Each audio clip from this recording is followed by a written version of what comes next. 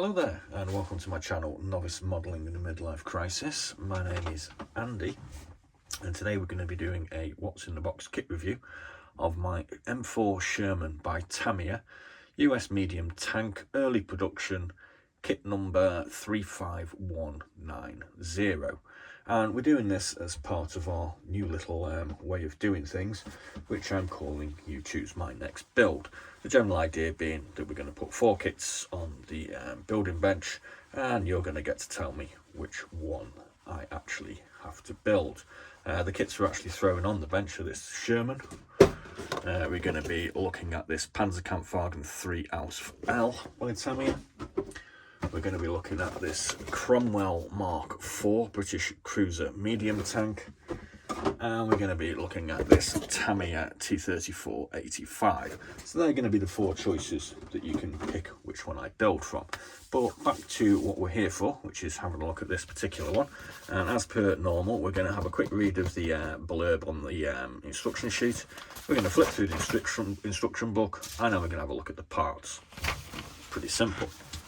So the M4 Sherman medium tank series was not only the main US armoured vehicle during World War II, it was the motive power that brought victory for the Allies during the conflict. With more than 55,000 produced in all variations, it was the most widely produced tank during the war.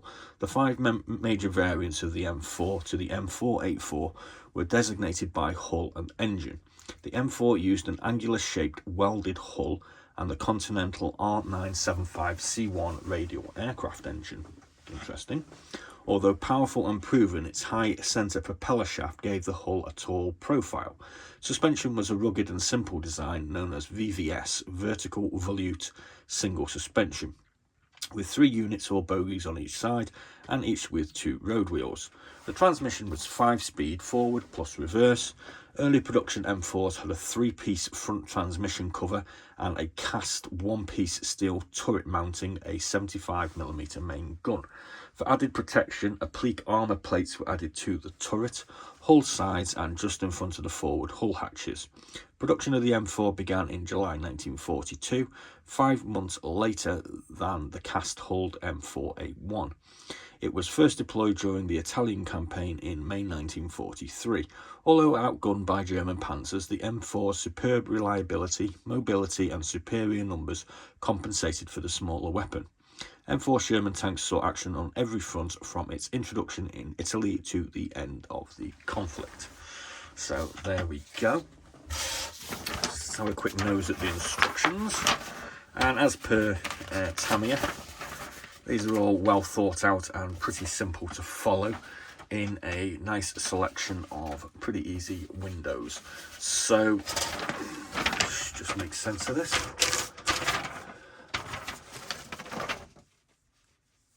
As you can see, the first window, this is going to concentrate on putting the actual hull together. And as we can see, we've got this bolt together option, or we have this cast iron option, which I think was mentioned in the instructions. Section 2, we're going to move on to the rest of the hull. We're going to put these side panels and the rear together. This is going to be... well, that is the rear there. As you can see, it's got opening hatches for 2 doors, so you can get access to the engine bay.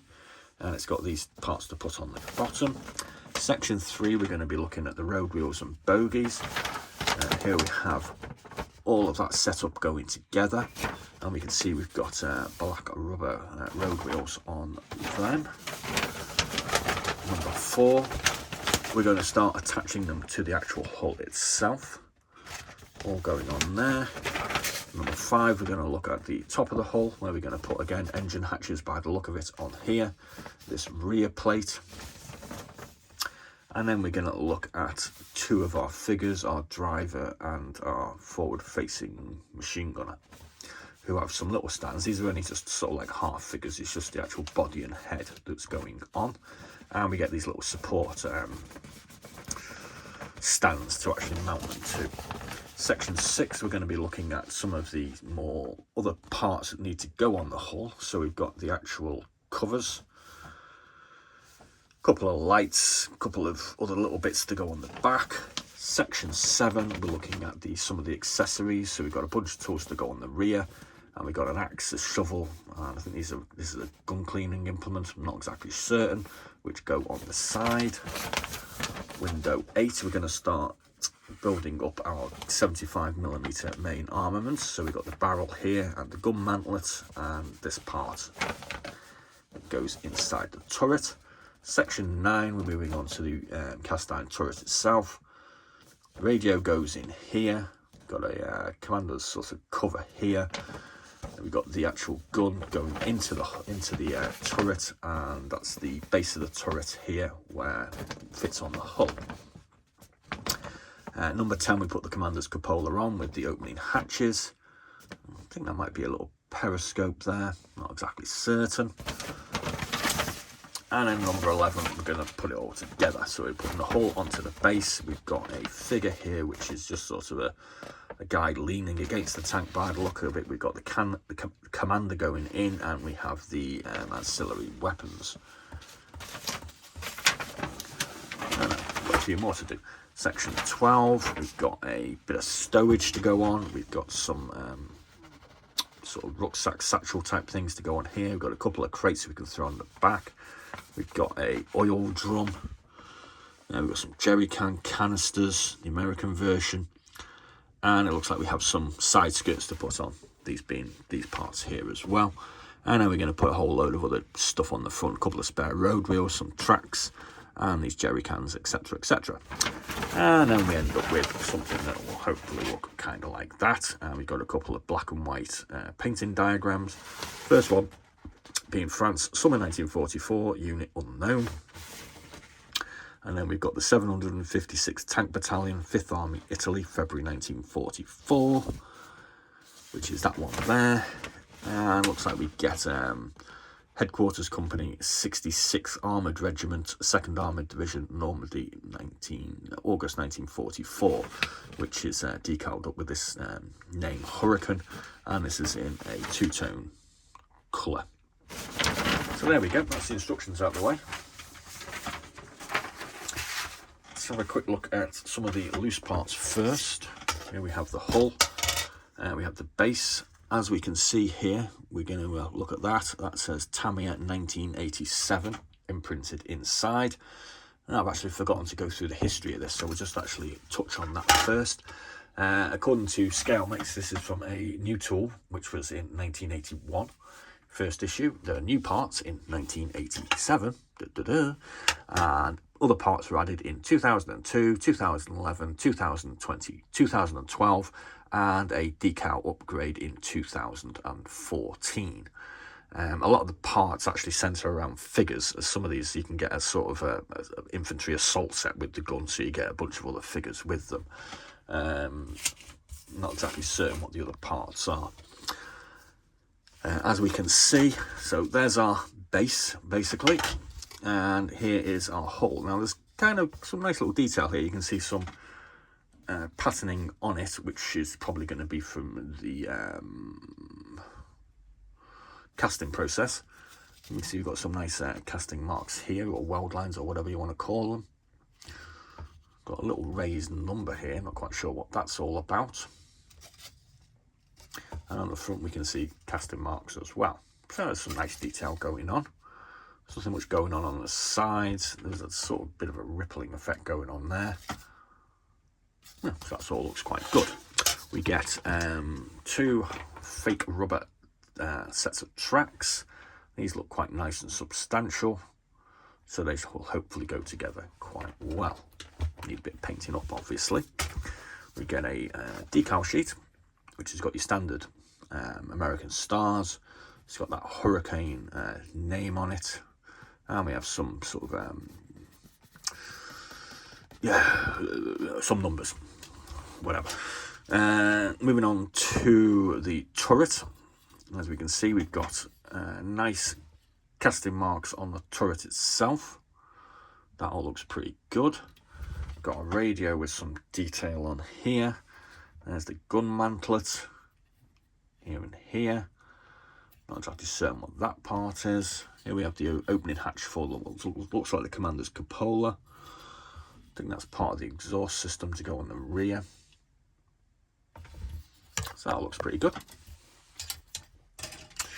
This particular sprue, we've got a bunch of road wheels. We've got our, sorry, there's the road wheels there. We have a figure.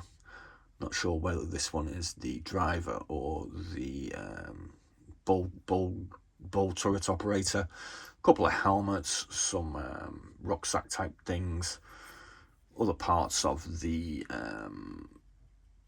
extra tracks which go in the front. We've got a US passing jerry can, gasoline can. We've got some more road wheels on this one. Got another figure here to go in the front. No, it's actually just basically a repeat of that one. Is it? Is it the same? Oh, it's the same as that one. So we get two of those. There we go. That was a bit of a waste of time. Sorry about that. Here we have all our running gear. Now, I did actually notice you can see some lettering and numbering on here. These are the inner ones. We've got more road wheels, more of the drivetrain. No great shakes here. I mean, it's a 1981 basic kit, but it's got a good level of detail on it, in my humble opinion, as a novice. Now, this is the cast iron front. As you can see on the box art, we've got this bolted together version. That's going to be the rear. We have a standing figure in his tanker's jumpsuit by the look of it, or tanker's jacket and trousers. Not a great level of detail, but I suppose that's pretty standard for sort of a kit that was originally moulded in the 1980s. Got another figure here, possibly the commander. Got a couple of boxes with some detail on them. More spare tracks, various bits and bobs. The heavy machine gun that goes on the turret. Bunch of tools and what have you. There's our bull turret gun. And here we have the bolted together front part, which requires some extra strapping on the front. Got another figure. You do get a few figures with this, don't you? You got a couple of standing figures that you can pose around the tank. That's pretty cool. These are going to be these sort of side skirts that are attached here. That looks like another part of the rear of the tank. We've got the driver and machine gunners hatches. These parts here go on the bolted section. We've got another. That's the front there, isn't it? That's quite nicely sort of indented and marked, kind of like that. A few other parts. These look like these extra armoured pieces that have been added to protect probably the machine gunner, I would have thought. And there we go. Yeah, that all looks pretty good. I ain't got no great problem with that. So this is basically the second 135 kit that I will have had a go of when you actually make your choice as to which one you build. There is a sort of structure to this. We're going to be doing a what's on the box for one of our 4 tanks on Monday the 25th, another one on Tuesday the 26th, one on Wednesday the 27th, and our last what's on the box will be Thursday the 28th. And the voting, which if you want to vote, which I'd greatly appreciate, will actually end on Friday the 29th. Now, to do that, basically all you need to do is put a comment in the comment section, which essentially just needs to say the tank name that you actually want to see me build. I've picked some quite easy ones for this, probably all in one colour, so we can kind of get them done relatively quickly. So I'll probably be finishing it off in this sort of basic single all over colour, and maybe with a little bit of weathering. So that's all I've got to say on this one. Nice little tank. Seems kind of simple within sort of a novice's sort of ability range. Nothing too hard to go together. Pretty simple paint job. Job's a good one. Please do like and subscribe, and check out the other What's in the Box kit reviews for this You Choose My Next Build section. And as always, be seeing you.